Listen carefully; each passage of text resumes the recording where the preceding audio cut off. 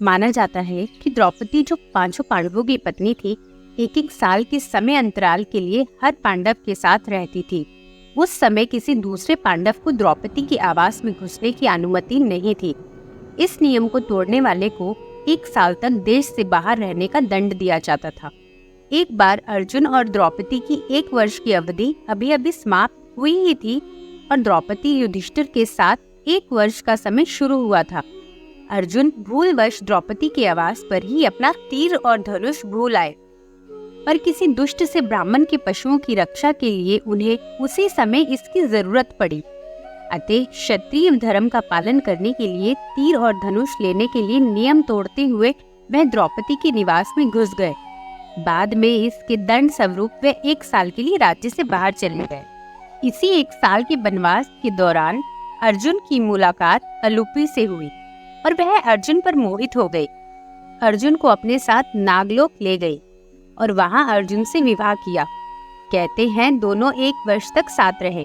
अर्जुन और नाग कन्या अलूपी के मिलन से अर्जुन को एक वीर पुत्र मिला, जिसका नाम इरावन रखा गया।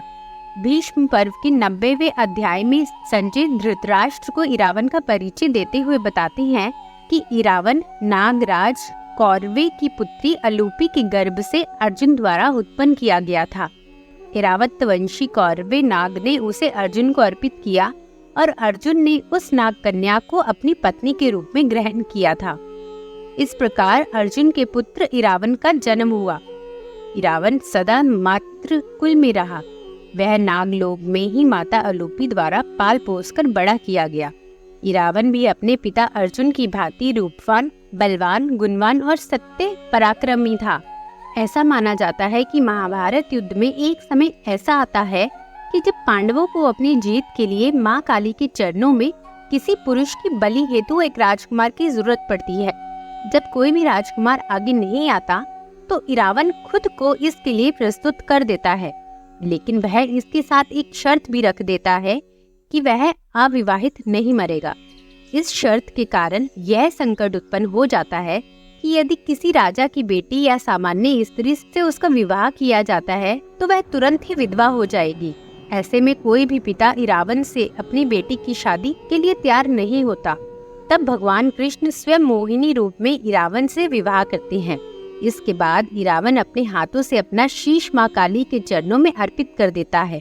इरावन की मृत्यु के पश्चात कृष्ण उसी मोहिनी रूप में काफी देर तक उसकी मृत्यु का विलाप भी करते हैं।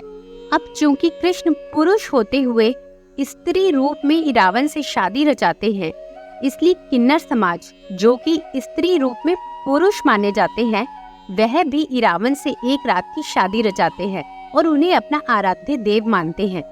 वर्ष में एक दिन ऐसा भी आता है जब किन्नर रंग बिरंगी साड़ियाँ पहनकर और अपने जोड़े को चमेली के फूलों से सजाकर इरावन से शादी करते हैं। हालांकि यह विवाह मात्र 1 दिन के लिए होता है। अगले दिन इरावन देवता की मौत के साथ ही उनका वैवाहिक जीवन खत्म हो जाता है। इसके बाद किन्नर अपना पूरा श्रृंगार उतार कर एक विधवा की तरह विलाप करते हैं। यह कार्यक्रम हर साल तमिलनाडु के कोव गांव में तमिल नव वर्ष की पहली पूर्णिमा से शुरू होता है।